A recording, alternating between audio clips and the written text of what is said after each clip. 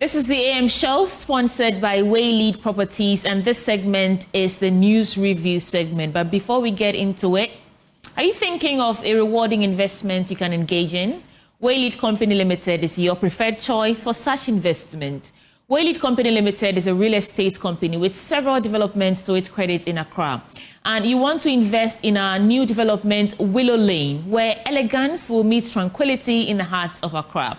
We provide quality housing at an affordable cost and also with flexible payment option.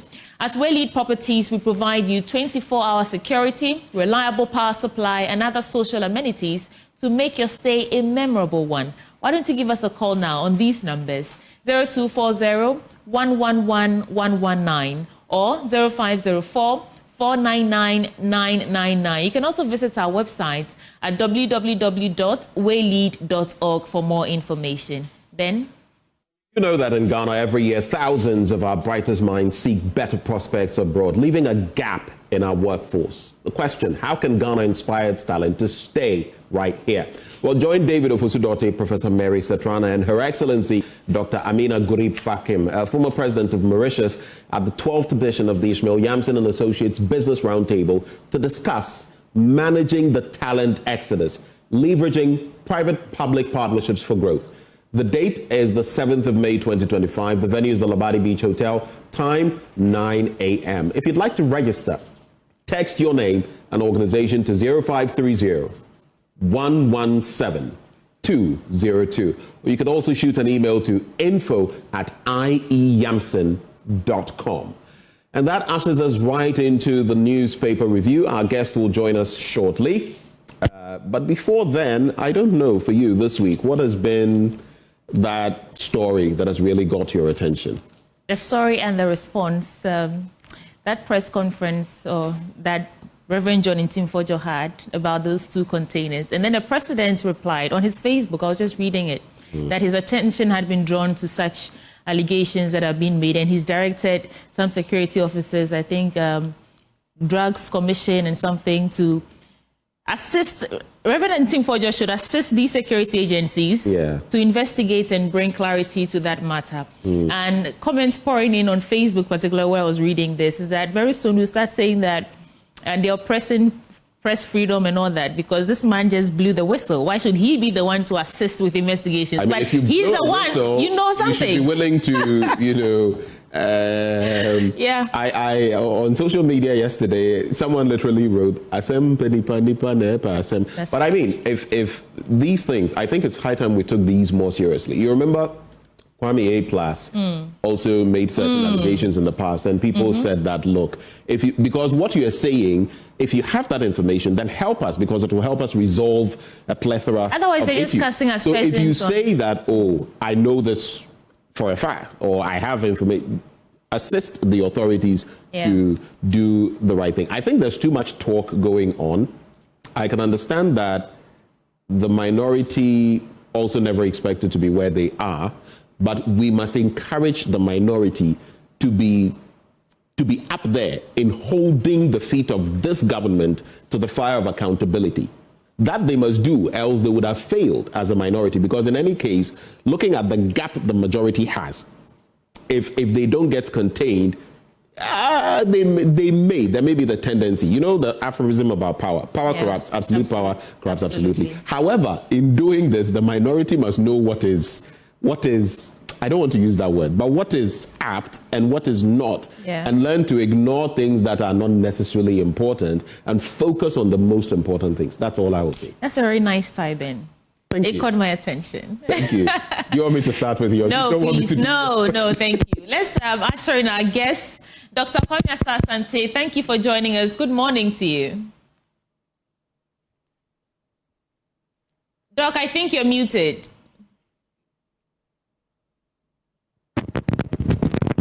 Okay, we will try and resolve that challenge because I see you speaking, but we can't hear you.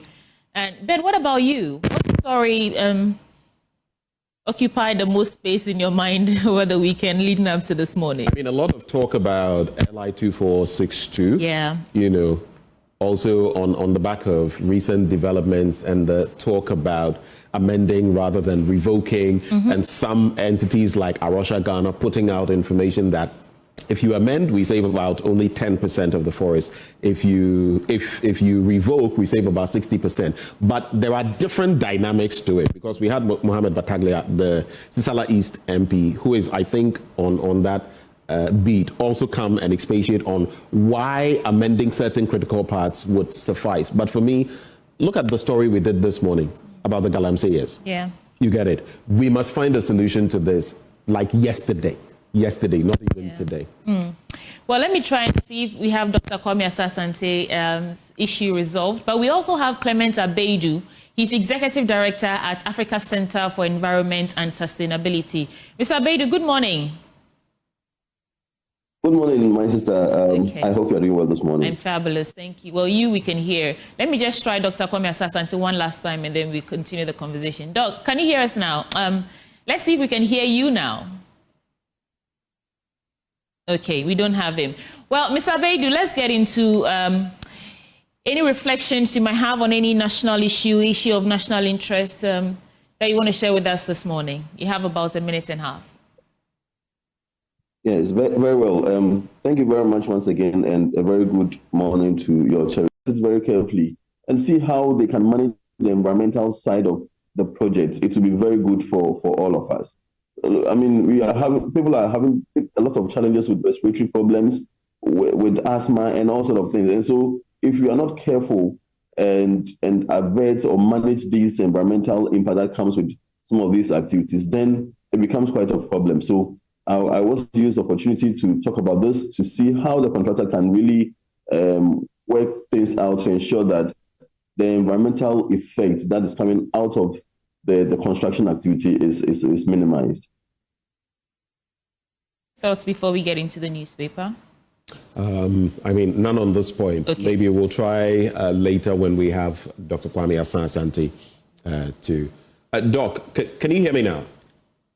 I can hear you. Great, okay. great. So let's take your initial thoughts right before we get into the newspapers. Right.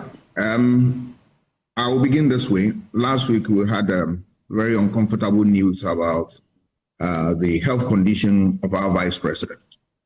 And to the extent that she was handled at UGMC, and then later has been flown outside the country for further treatment.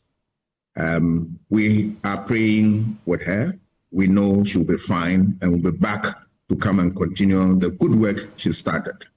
But that said, it should give us opportunity to also build more capacity to contain such problems here. I'll give credit to the Mills Mahama administration, which put up this edifice at Legon. We want to urge them to take the conversation a notch further by helping that hospital to also build more capacity so that some of these problems that we need to ferry people across the ocean to other wells for treatment, we can handle it here. They did a good job by building a hospital. We want them to take advantage to, extend it by incorporating other things that will help us to deal with problems of that nature. And then we are able to make a better life for ourselves here. We are praying with the vice president. We know he will be fine and come back to work. That is my sermon for this morning. Thank you so much, Dr. Kwame Asah-Asante. Let me start with the News Center paper. Bank of Ghana to clean up SDI's sector, according to Dr. Isiama. Akosua Menu urges TESCON members to uphold party values. President Mahama calls for unity at Eid al-Fitr celebration.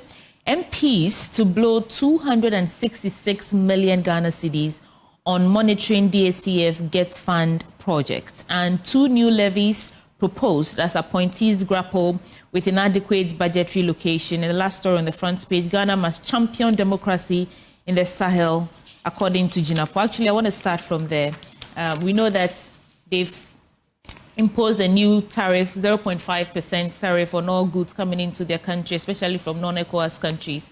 I want to see what the former minister is talking about. The ranking member on the Foreign Affairs Committee of Parliament, Samuel Abu-Jinapor, has called on Ghana to take a leadership role in promoting democratic governance in the Sahel region. Speaking in Parliament, the Damongo MP emphasized that Ghana as a country built on democratic principles must uphold and advocate these values, particularly in its interactions with Burkina Faso, Mali, and Niger. Doc, does it really fall to us to be the ones to lead democratic or advance democracy in the Sahel, like the former minister is saying? What do you think about that before I go to other stories? I think it's in order in the sense that if you look at the sub-region, we have more stable democracy. So one would not be far from the truth when we say that this country, which has been the beacon of hope relative to democratic rule, should take charge. But that said, all countries have a responsibility to make democracy work. And we will urge our brothers and sisters in the Sahel region to consider democratic enterprise as serious business. A military will come with all the flowery statements and all the programs that you can believe them in. But I can tell you without fear of contradiction that all over the world, we have not seen the best of military regime. So we should take it upon ourselves, urge our people to persuade the military to disengage so that they build a democracy and sustain it. And I'm happy that our president has started the call when he invited some of them to his inaugural program. We want him to have more conversation with them so that in no time they will disengage and hand over power to the people so that we'll build a stable democracy in West Africa. If Ghana is democratically strong and others are not, you know the effect that is going to have on Ghana. Okay. Mr. Baidu, quick thoughts on this before we move on to other stories. Yes, very well. You see, it's not debatable that our democracy is quite enviable across the space of Africa. And so a lot of countries are looking up to us. A lot of countries are, trying to find into our footsteps and ensure that they have a more stable democracy. I can tell you, even the stable democratic countries like the Nigerians and the other countries that we know still feel that Ghana is up there when it comes to democratic governance. And so it's right in place for us to take that responsibility to ensure that our neighboring countries are also also being whipped in line. Indeed, in this time and age, I don't think any well-meaning economic country would want to go in for a military government. And so, because we all know the effects, the implications, we all know the issues that comes along with military governance. And so, it's important that we lead the way to ensure that these countries are able to adopt, stabilize, and make progress with democratic governance. So I think I'm in line with it. Okay. So 3 headlines, and I'll end on the main story I want to focus on. 63 inmates graduate from UCC, 3 obtain first class. Professor Opoku-Agyeman seeks medical treatment abroad, and President calls for unity at Eid al-Fitr celebrations. But I want to talk about MPs to blow 266 million Ghana cedis on monitoring District Assembly Common Fund Get Fund project. So, and this story is still on the news, in the news center, page 6. Members of Parliament have approved over 266 million Ghana cedis to themselves for monitoring projects funded by the Ghana Education Trust Fund, that is Get Fund, and the District Assembly's Common Fund in their constituencies. And this means that each MP will receive 966,000 Ghana cedis in 2025 for project monitoring. And the allocation consists of 816,304 Ghana cedis from the District Assembly Common Fund, as the fund's administrator proposed distributing 225 million Ghana cedis equally among all 276 members of Parliament for project monitoring. Now, I know this is an issue of duplication of duties or wasteful spending, and whether these lawmakers are project executors or monitors. I really don't know what's going on here, but Doc and Mr. Abedu, over to you. I want to start with you, Dr. Kwame Asante. Yes, it is a bit strange to me that we can allocate such large amount of money for MPs to monitor programs within their constituencies. Is it the case that they have that capacity to do the monitoring? Wouldn't it be an ideal if we are able to give this thing to a third party, government, probably a government agency, to do the monitoring? And since it will be a government agency, they're already drawing salary from government payroll. So we are not going to incur that much money to be able to do that tax. I think they should take a second look at this, and then if a need be, we'll look at this consideration and see what it can come out. Remember, every little coin counts a lot in this enterprise. So that would be my position on that. I want to look at the inmates who have graduated. Very good story. It tells you that the prison administration are extremely alive to the changing circumstances of the world, and they want to make sure that being a prisoner does not prevent you from becoming who you are. So they are engaging on self-correction institutions. They are becoming the real self-correction institutions that are building capacity so that people come out, they can have something to work on. That is good. And we want the program to be extended to as many people as possible so that they can have better lives after their service. I know it's not easy, but I commend the prison service for that bold initiative. We have some of them in other university, Eugene and all that, especially the distance education. And I like the collaboration between the prisons and the universities. And then we want the state must support them in all its effort so that we build capacity of these people and lessen some of our problems in that direction. Thank you, Doc. And Dr. Clement Abedu, sorry, I've been calling you Mr. Abedu. Doc, let's hear your thoughts as well on MPs to receive nearly 1 million Ghana cedi each for project monitoring. I find that quite interesting. What about you? I do too. In fact, I've been wondering, I've been thinking, I've been reflecting what really is the essence of this, what really is informing such a move. We have been talking about the separation of powers, especially when it comes to the members of parliament, our legislators trying to, or having been acting as if they are district executives and MMDCs, or as development agents within the district or the local assembly. Really, these are people whom we have elected to serve as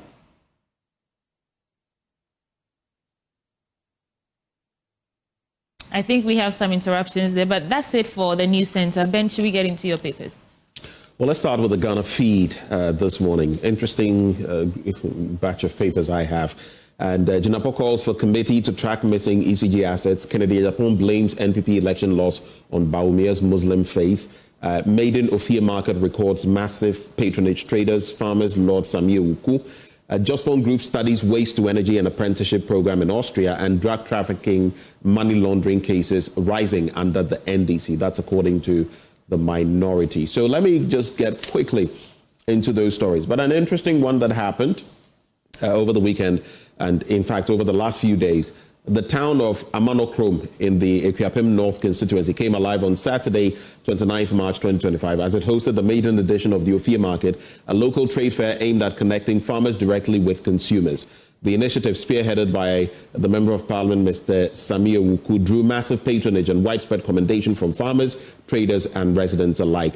The market saw an impressive turnout with fresh produce, grains, vegetables and other locally made goods selling out quickly. For many of the participating farmers and traders, it was a breakthrough moment after months of struggling with limited market access and post-harvest losses. I think from what I saw on social media and from what I've also followed about this story, it's a positive initiative by the Member of Parliament and something that maybe if other constituencies or other areas also replicated, those with farming communities, animal husbandry going on, it could help.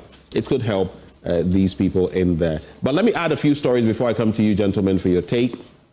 There's also on page 4, let me go there, this story that has haunted me in the last few days. Energy and Green Transition Minister John Abdullahi Jinapor has called for the establishment of a 3-member committee to investigate the disappearance of ECG containers at the Tema Port. According to the minister, the committee's primary task will be to meticulously trace the serial numbers of the missing containers to determine their final destination and uncover those responsible for their disappearance. How this can happen? We've heard from the boss of the Ghana Ports and Harbours Authority, the former boss, who said that it would be impossible for this to happen. So how did it happen? And I'll add this this last one, and then, gentlemen, you can reflect. Drug trafficking, money laundering cases rising under NDC. That's according to the minority. So the minority in Parliament has raised concerns over what it deems to be the increasing case of drug trafficking and money laundering in the country, barely 3 months after the MPP handed over power to the NDC. According to them, nearly 2 months after a raid on 12 containers of gold and cash at Sapim and Nakra, the National Security has failed to brief the public on the status of investigations to ascertain the culprits and the actual quantity of gold and the specific amount of money retrieved in the operation.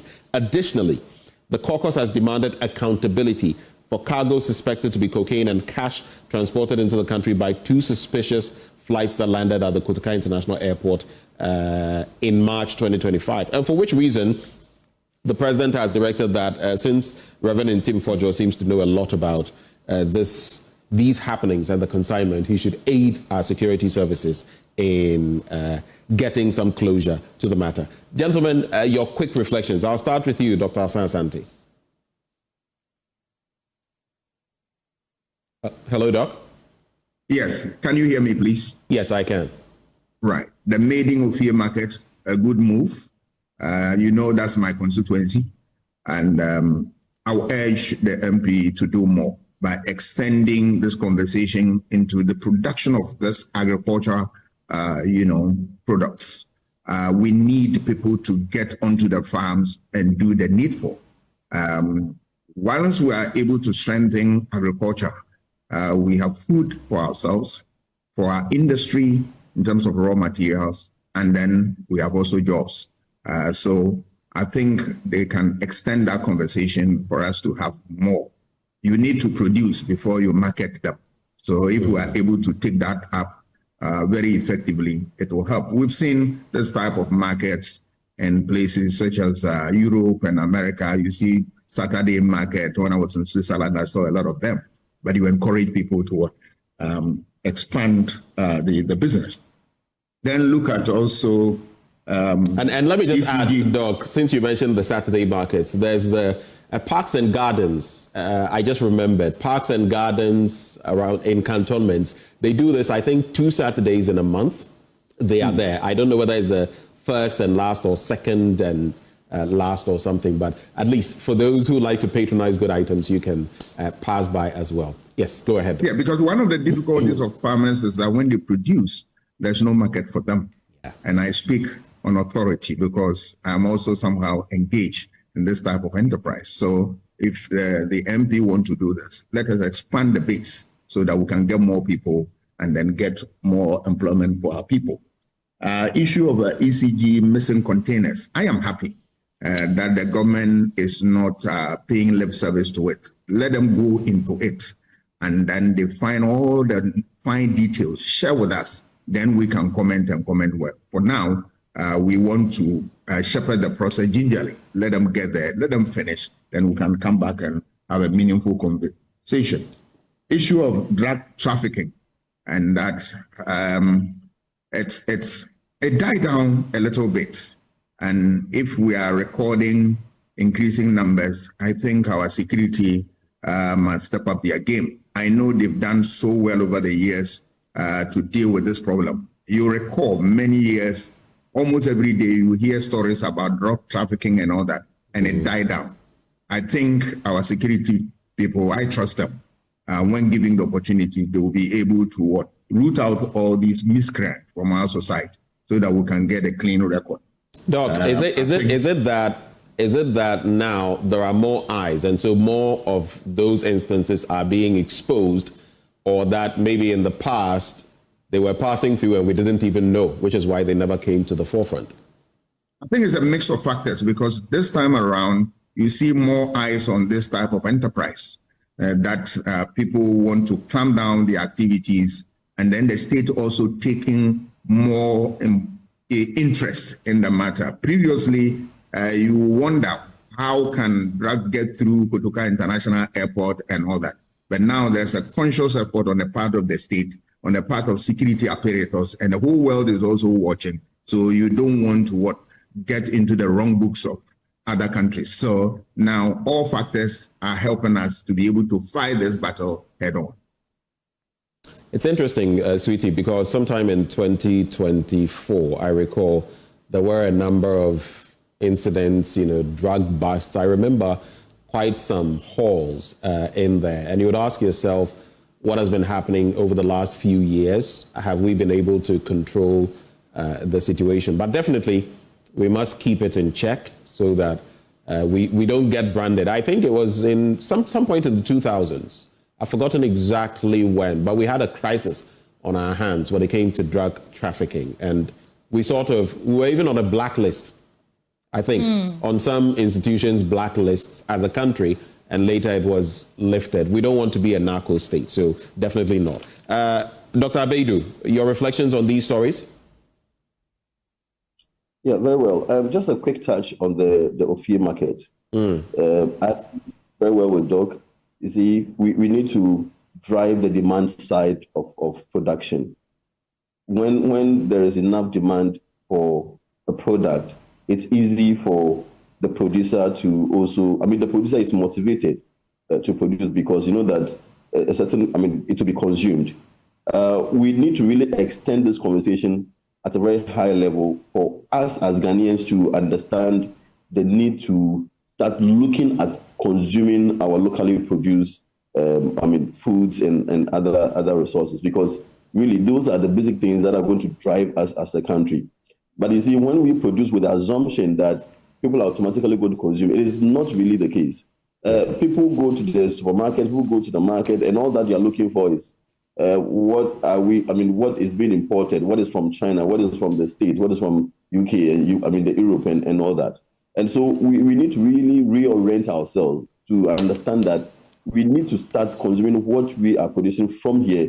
The excesses, then we can think of exporting, and that's where we can get the revenue. And of course, that is where the country itself will benefit, because then we are going to spend less on importing, which has a positive implication on our fiscal and our forex balances. So I think it's a good move. The MP should just extend that conversation across. It should be more of a national issue that we have to address. We have to be very intentional about it as a policy, so that we can encourage every Ghanaian to understand the need to consume on locally produced goods. And that is where really is going to take us far as a country.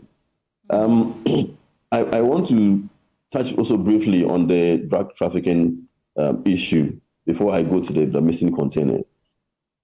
Yes, I'm quite excited to find out that, we are blowing whistle, so to speak, because now the investigations are now going to be conducted. We hope and pray that this is not one of the gimmicks or something to just start painting the government bad, because we know politicians, sometimes they can be very interesting about the way they go about things.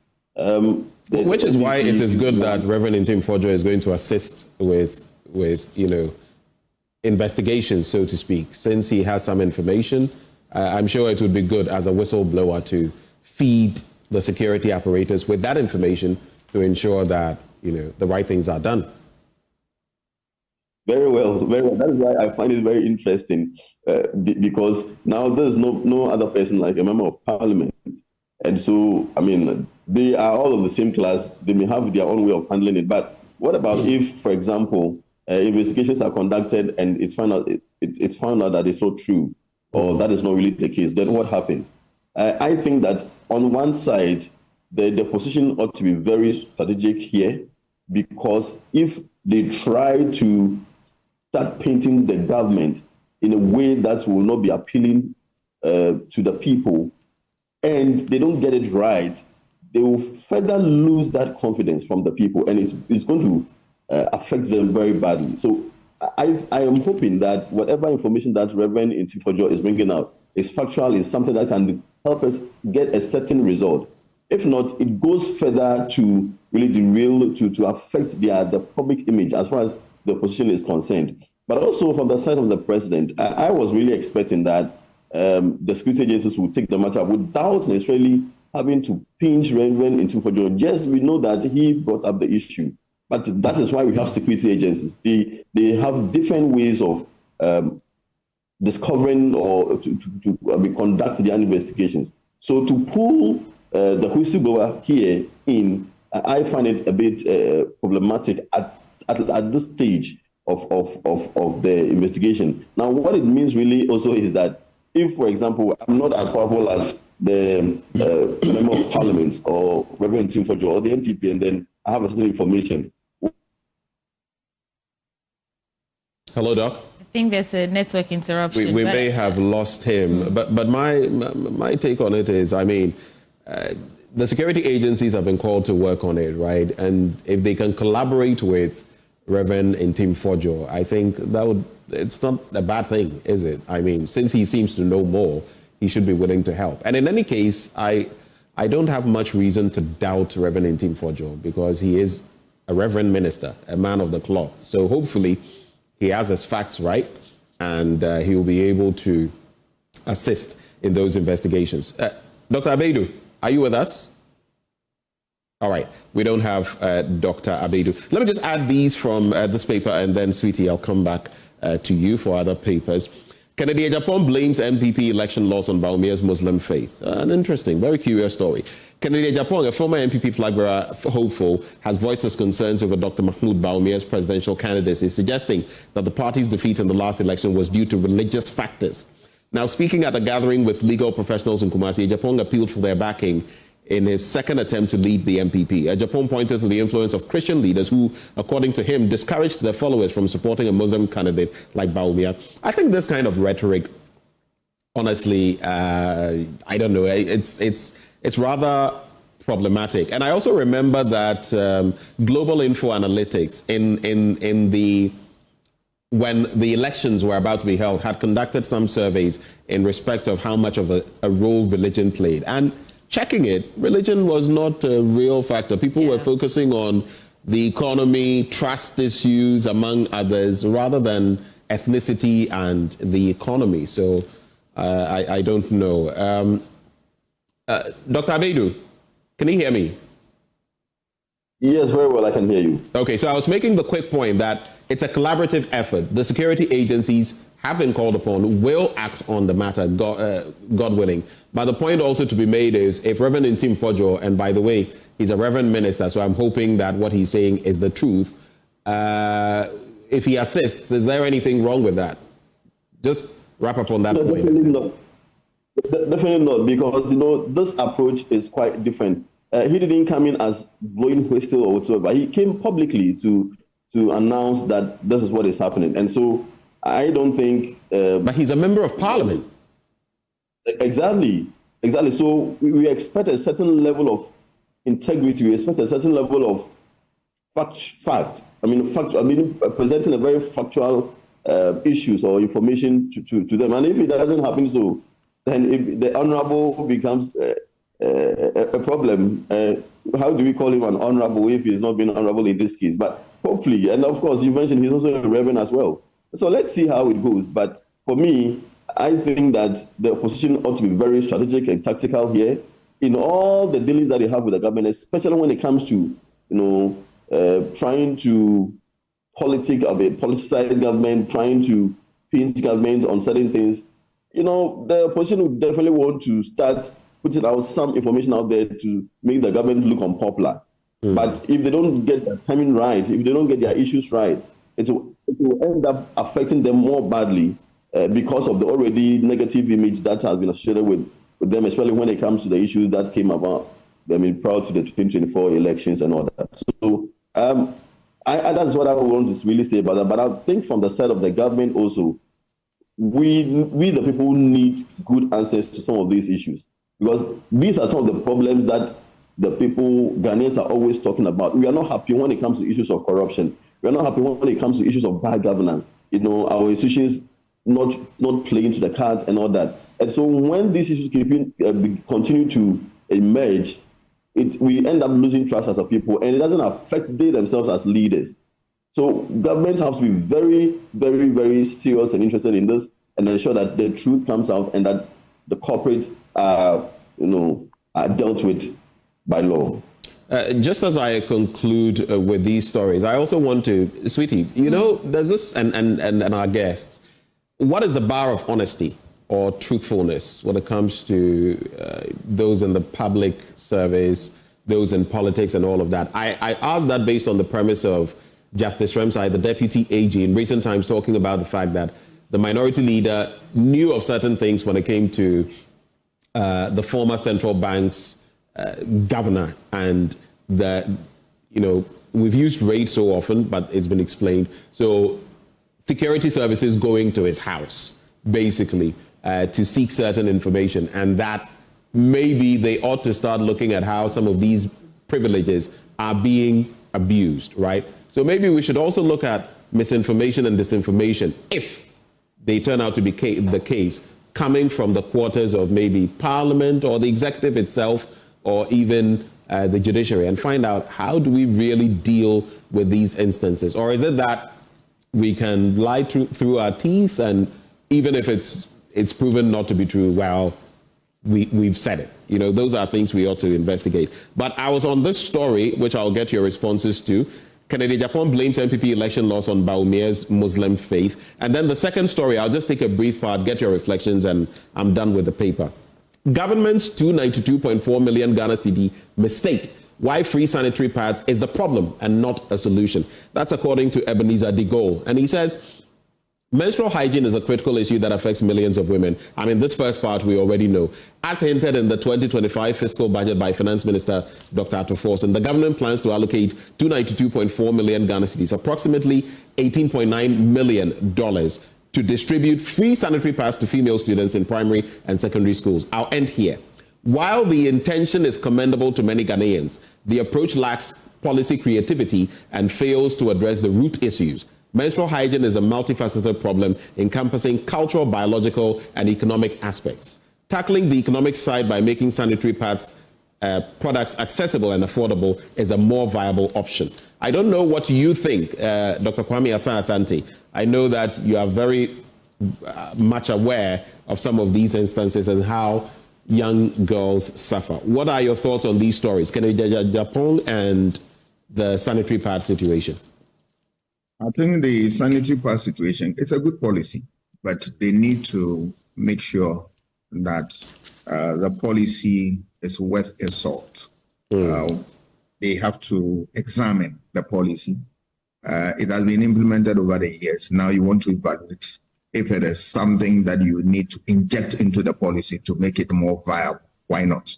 If you think you need to, as it were, scrap it altogether and introduce something that will replace it in a more important manner, why not? So that is the way to go. Then I'll come back to look at Kennedy Agyapong and Bawumia's issue. Blaming the MPP defeat on that, I think it's not the best to come from the Honorable former Member of Parliament. If you want to, look at it from the point of view of religion, and you are alive to the literature that influenced voter choices, it is no. Normally people speak, and I grant them that.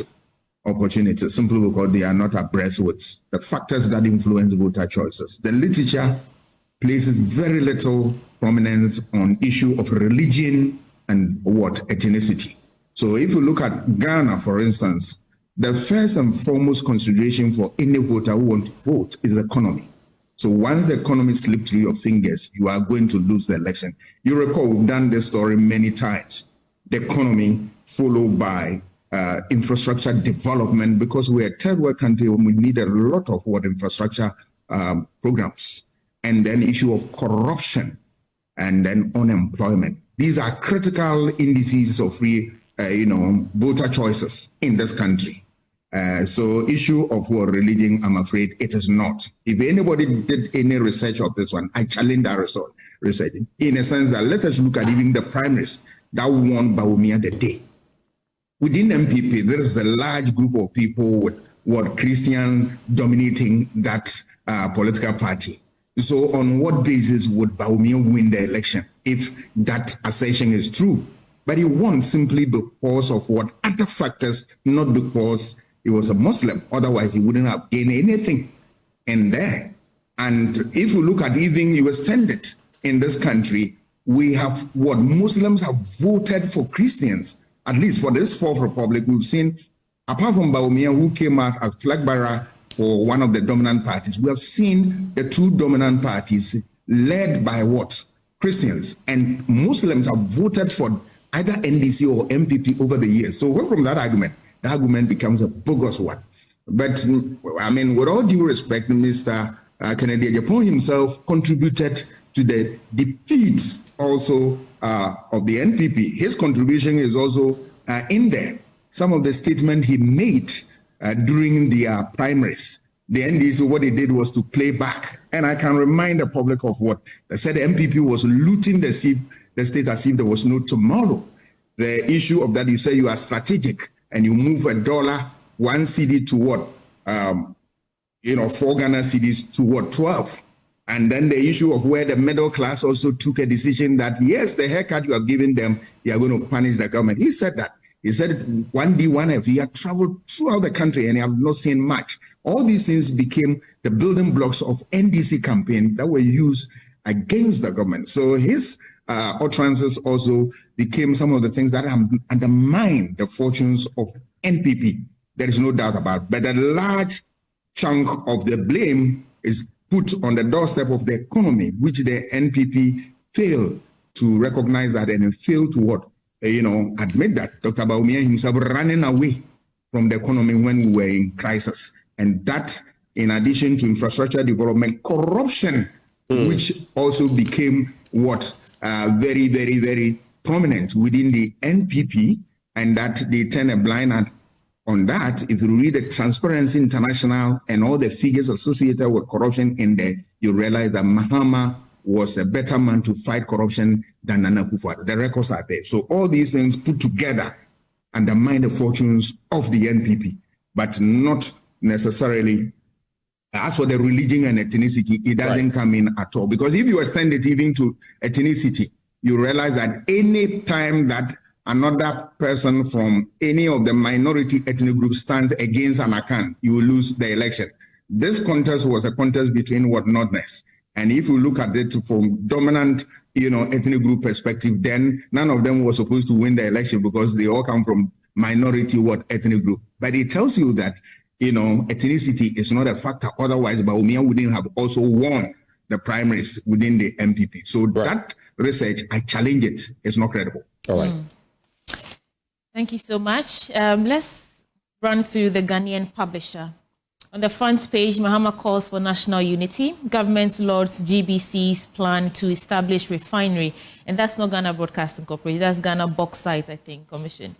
And Dr. Boako cautions fiscal monetary authorities over lack of synergy, and minority raise alarm over money laundering. We've dealt with this issue at large.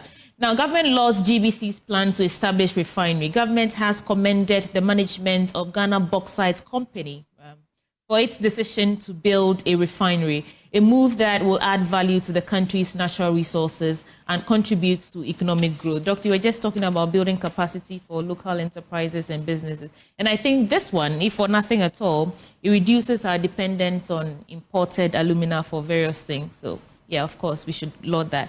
And then WAEC releases 2024 WASSCE results for private candidates. And the release of the results, which constitute the second in the series, saw 17,596 males and 21,131 females registering for the examination. If you fall in that category, you should take note that the results have been released. Now, this is where I want to pause for a while. Education Minister inaugurates committee to end double-track system. We know that is one of the things that the president talked about during the campaign time. Mr. Haruna Iddrisu, the Minister for Education, has inaugurated an 11-member committee to work on reversing the double-track system. And the committee will review the 2024-2025 academic calendar and propose a roadmap for the transition with a mandate to realign the West African Senior School Certificate Examination calendar with other West African countries. Let me add just one more story, and then I'll come to you, gentlemen, for your reflections. GJA appoints Elections Committee for 2025 polls, and the National Council of the Ghana Journalists Association has appointed Mr. Peter Mate Agbeko as the chairman of a 3-member elections committee to oversee the conduct of national and regional elections of the association in June 2025. And I'm happy to say that one of our very own is part of that committee.